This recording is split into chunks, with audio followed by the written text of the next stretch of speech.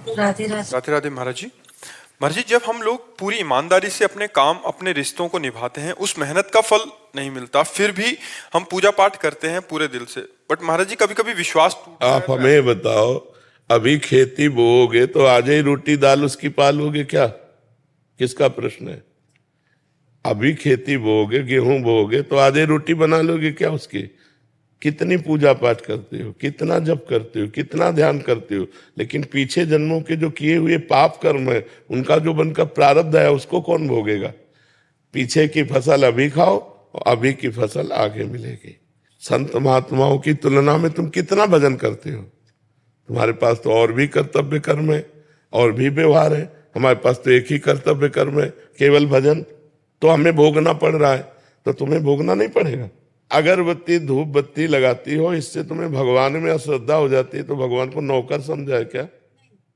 फिर अश्रद्धा क्यों? अश्रद्धा शब्द क्यों? अश्रद्धा नहीं है, पर मेरा प्रश्न ये है कि जो आने वाली युवा पीढ़ी है, जो बच्चे हैं, जो देखते हैं, तो उनका विश्वास। हाँ, आने वाली युवा पीढ़ी गर्लफ्रेंड बनावे, बॉयफ्रेंड बनावे, जहर जैसे व्यसन करे, गंदे आचरण करे, भगवान पर श्रद्धा करे, तो नरक जाओ, दुर्गति भोगो। अगरबत्ती लगाने से हमारा प्रारब्ध बदल जाएगा? इतनी बड़ी तपस्या है, पाप किए हो तूफान जैसा, पहाड़ जैसा, और अगरबत्ती के धुआं से पहाड़ उड़ाना चाहती हो, उड़ जाएगा क्या? पाप करते समय सोचते हैं भ्रूण हत्या, गर्भ हत्या, बलात्कार, चोरी चोरी, नाना प्रकार के पाप करोगे, जब वो फलीभूत होंगे तब श्रद्धा करो भगवान पे, अश्रद्धा करो, भोगना पड़ेगा तुम्हें। अगरबत्ती लगाओ चाहे धूप बत्ती लगाओ, अवश्य में भोक्तव्यम कृतम कर्म शुभाशुभम। समझ में आ रहा है ना? यह इतना भजन करो कि अपने प्रारब्ध को विध्वंस कर दो, तब देखो। अरे 2-4 माला घुमा लिए, अगरबत्ती लगा, धूप बत्ती है, भगवान को धूप बत्ती चाहिए, भगवान को अगरबत्ती चाहिए, तुम्हारे अच्छे आचरण होने चाहिए। वर्तमान में अच्छे आचरण नहीं है। ईमानदारी से बोलो, जितने लोग बैठे हो, इस जन्म में अगर तुमको न्यायाधीश तुम्हारे कर्मों का आचरण का बना दिया जाए, तो तुम कितना अपने को दंड दे सकते हो? खुद न्यायाधीश बन के देखो, तुमने कितनी गलतियां की है और क्या दंड तुम्हें मिला? कुछ नहीं। भगवान की कृपालुता की तरफ देखते हो? नहीं देखते हो। अनंत जन्मों से मनमानी आचरण करते लोग चले आ रहे हैं। अब जब उनका फल आता है, अब इस जन्म में 2-4 अगरबत्ती लगा दी और हमें भगवान पर श्रद्धा हो रही। नौजवानों, रास्ता इसी बात का ना, डिप्रेशन में गए, कर ली, ये कर लिया, वो कर लिया, यही परिणाम है। अश्रद्धा का परिणाम यही है। तुम अपने आचरणों को न देखो, भगवान को देखो। तुम चाहो कि हमें खूब पाप कर्म करें और इसके बाद जो है हमें भगवान आकर गले लगा लें, ऐसा होगा क्या? महाराज जी, ये प्रश्न इन्हीं का नहीं है। ये क्या आजकल क्या हो गया महाराज जी, अनुष्ठान नाम जप और कोई भी साधना नहीं है, बट जैसे मंदिर गए, मेरा पास हो जाओ हे प्रभु, पास हो जाऊं, पास नहीं हुए तो भगवान ने पास नहीं किया। पढ़ाई मत करो भगवान पास कर दे। मैंने मांगा कि मेरा बच्चा ठीक हो जाए, ठीक नहीं हुआ तो अश्रद्धा हो गई भगवान से। क्या फर्क पड़ता है? आकाश के ऊपर थूको, कोई फर्क पड़ता है क्या? तुम्हारे मुंह पे छिट्टियां पड़ेगी आके, भगवान आकाश के समान महान है, उनको क्या फर्क पड़ता? उन्होंने देखो, उन्होंने आपको खेती दे दी, आपको बीज दे दिया, अब आप जो बोओगे वो आपको काटना होगा। आपने पसंद किया बम्बूल, तो बम्बूल जगेगा उसमें बोया जो आपने। दाक्षुआरा बोओगे तो दाक्षुआरा, बोते हो बम्बूल, चाहते हो दाक्षुआरा, ये कैसे मिलेगा? विचार करके देखो। करते हो गंदे आचरण, चाहते हो उत्तम फल। हर कार्य की सफलता उत्तम आचरण से होती है, ध्यान रखना। अगर आपका पूर्व प्रारब्ध बिगड़ा हुआ है, इस समय उत्तम आचरण करने पर भी आपकी हार होगी, क्योंकि वो पूर्व का पाप आपको परास्त करेगा। अगर पूर्व का पुण्य साथ दे रहा है, तो इस समय गंदा आचरण करने पर भी आपकी विजय होगी, क्योंकि गंदा आचरण वर्तमान में दंड नहीं देगा, ये आगे चलकर आपको दंड देगा। अच्छा आचरण आपको वर्तमान में सुख नहीं देगा, ये आगे चलकर सुख देगा। वर्तमान में आपका प्रारब्ध आपको दुख सुख देगा। मनुष्य जन्म दुख सुख भोगते हुए अच्छा कर्म करने के लिए मिला है। हमें यहाँ भगवान से किसी भी तरह की श्रद्धा और अश्रद्धा का विषय नहीं लाना चाहिए। हाँ, श्रद्धा का विषय यह है कि ऐसी परिस्थितियों में भी भगवान हम टूटे नहीं, हम आपके कृपा बल से इन दुख सुख को सहते हुए सही आचरण से चले।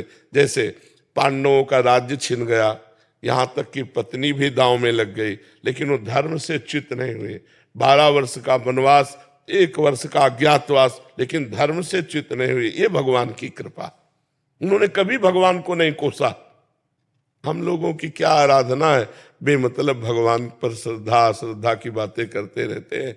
भगवान क्या है, महान है, वो एक महान पावर है।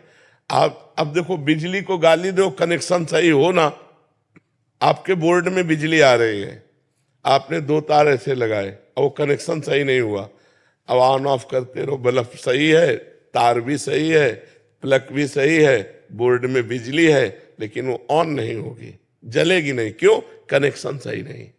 वो पावर है, परमात्मा पावर है, उससे सही कनेक्शन करो, सही आचरणों के द्वारा, पवित्र भोजन, पवित्र आचरण, पवित्र विचार, पवित्र नाम जप करते हुए, तो देखो आपके अंदर पावर आ जाएगा। बड़े से बड़े दुख को मुस्कुराकर सहोगे और जय बोलोगे, अश्रद्धा नहीं होगी, जय बोलोगे। देखो ठाकुर हरिदास जी चैतन्य महाप्रभु के परिकर में हरे कृष्ण 3 लाख नाम जप करते हैं।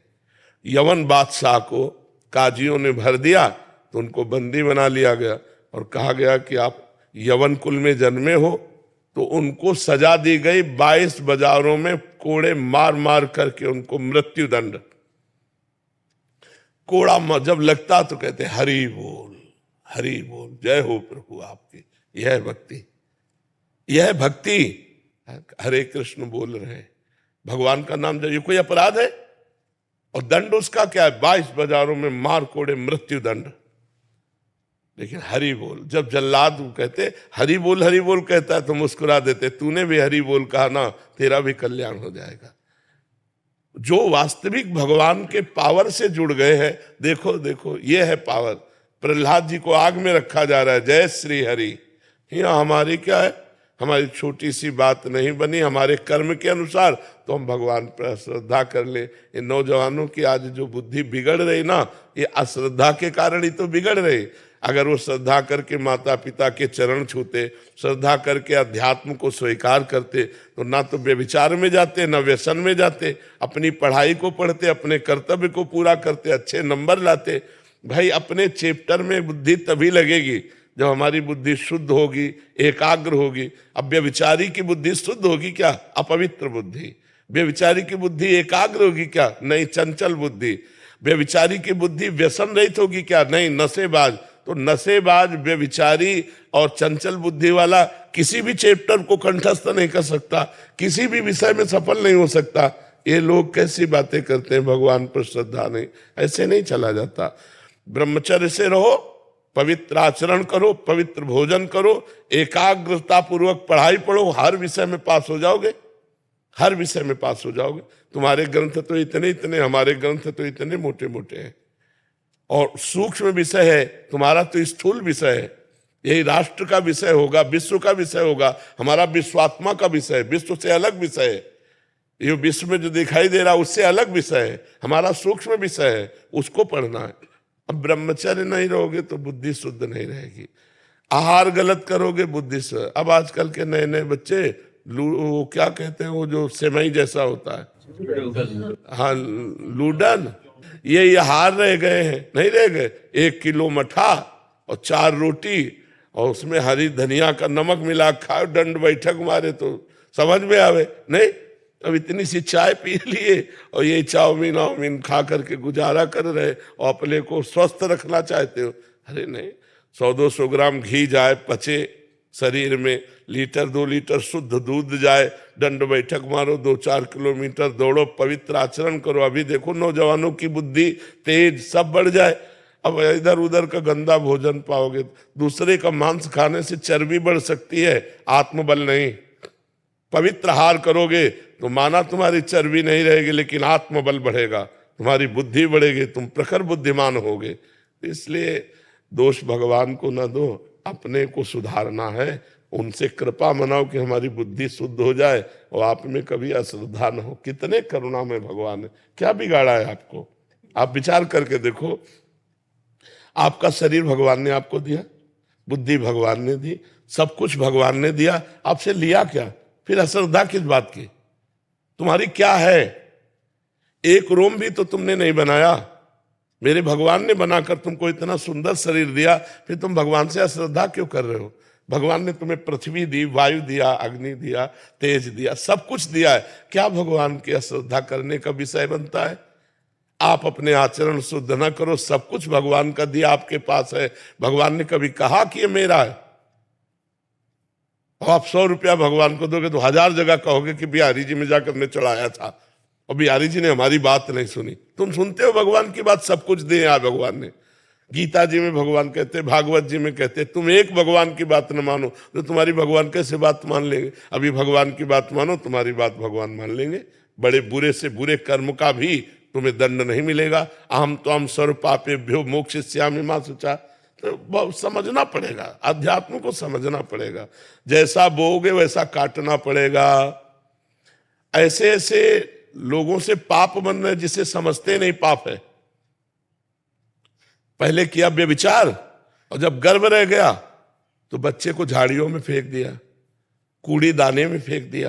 कितनी बच्चे बच्चियां ऐसे मिलते हैं जो कूड़े दानों में मिल रहे। तो मान लो जैसे गृहस्थी में भी है तो भ्रूण हत्या, गर्भपात, ये सब कितने भयानक भयानक पाप है। कोई बिरला ऐसी होगी, खुली बात कह रहा हूं, कोई बिरला ऐसी मां बहन होगी जो गर्भपात न कराए, अब फिर उसका दंड। गर्भस्थ शिशु की हत्या बहुत बड़ा पाप है। इसको कौन मान रहा है? गृहस्थ कौन मान रहा है? तो फिर दंड जब मिलेगा तब। अब बोले भगवान पे अश्रद्धा होगी तो करो अश्रद्धा, उनको क्या फर्क पड़ता है? अवश्य में भोक्तव्यम कृतम कर्म शुभाशुभम। नहीं, बचपन से लेकर के अभी तक बताओ, धर्म विरुद्ध आचरण किए कि नहीं किए? गर्भ हत्या की कि नहीं की?